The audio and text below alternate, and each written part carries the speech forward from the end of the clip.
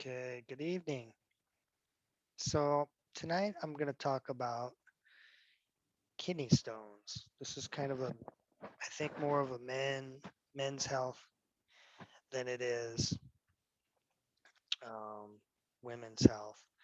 But women do get kidney stones as well. And I bring this up because I just recently had a kidney stone. And a lot of the reaction from people was like, wow, your diet's really good. And they're kind of mystified, like, how could you get a kidney stone? And so this is not really a diet issue. I mean, it is, and I'm going to get into that real brief, but it can be hereditary, but it also it um, it's not like if you have a bad diet, you're prone to it. Some people make the stone, and some people make the stones based on diet. Some people, it's a little bit of it doesn't matter what you do almost, it seems. And then other people can probably control it with the diet more than the other.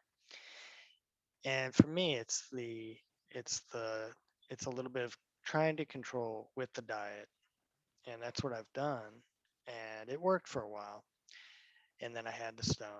Um, so what was explained to me is the calcium oxalate stone is the one that I had, and what it's based on the food that has oxalates go through your body and pull calcium from the blood. So then it creates a stone in the kidney. So if you have a diet full of dark green leafy vegetables, for instance, spinach, endive, kale, and you eat those on a daily occurrence without steaming them or removing the oxalates, then you run the risk of having high oxalate diet. Now, that's not the only thing. I mean, there's a list a mile long. Pretty much everything you can think of that's dark in color probably has oxalates, some higher than others. Blueberries, for instance. I'm a huge fan of blueberries, and I'm a huge fan of salads. So I would eat salads every night, get carried away, and I kind of avoided spinach and dark greens when I was making my salads.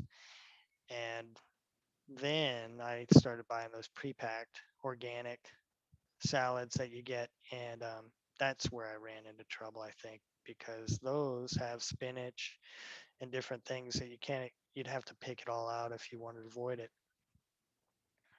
Okay, so you've got oxalate foods that are really, some of are really good for you, important nutrient dense foods that would be in a vegetarian diet, high in oxalates, and it's pulling the calcium out of your blood, creating stones.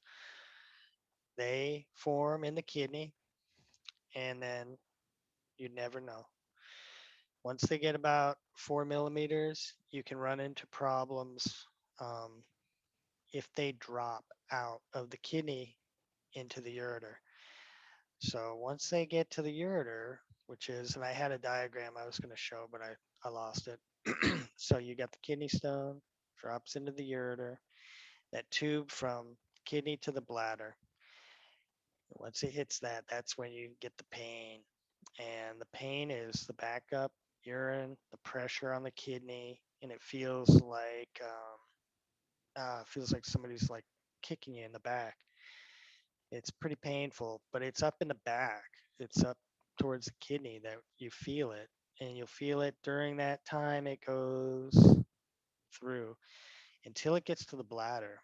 Once the kidney stone gets to the bladder, you become almost ambivalent to it, and then you pass the stone. So then that might take 4 days, might take 5 days, might take 6 hours.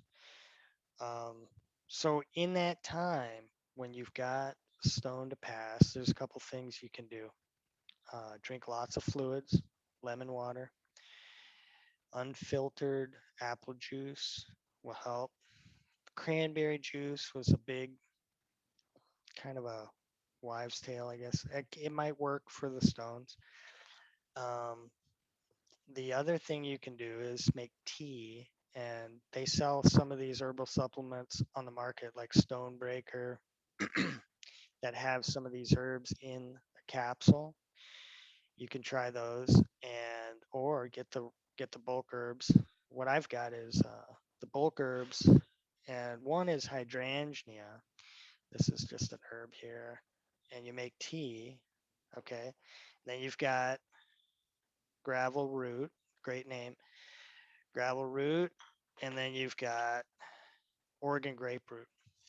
So I'll start with each one. Hydrangea is something that softens the stone, takes the edges off the stone. So stones can have little claws, it can have, looks like a little meteor, and it digs into the tissue. If it digs into the tissue, then it gets stuck, gets lodged in there, and it creates a lot of pain. So the hydrangea works on that, and then the gravel root can actually dissolve the stone, starts to break it up. And then you've got Oregon grapefruit, which is kind of like um, what do we use? Golden seal. It's an antibacterial, and it gets rid of any infections, things like that.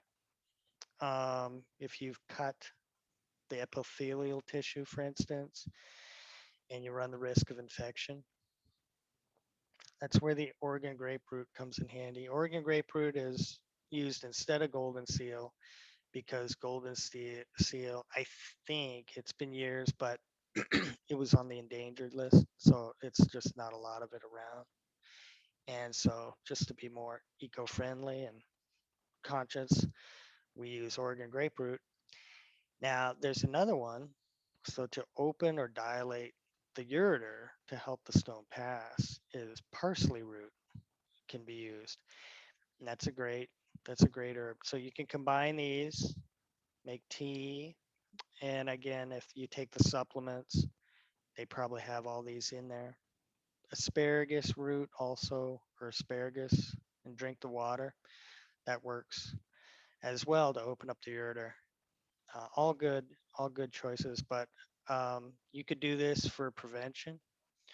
If you're prone to kidney stones, you've had them, and you're like, the doctors will tell you it takes about 5 years to make a stone. You're probably going to have another one. Okay, so I just had a stone, and you probably have another one in the making.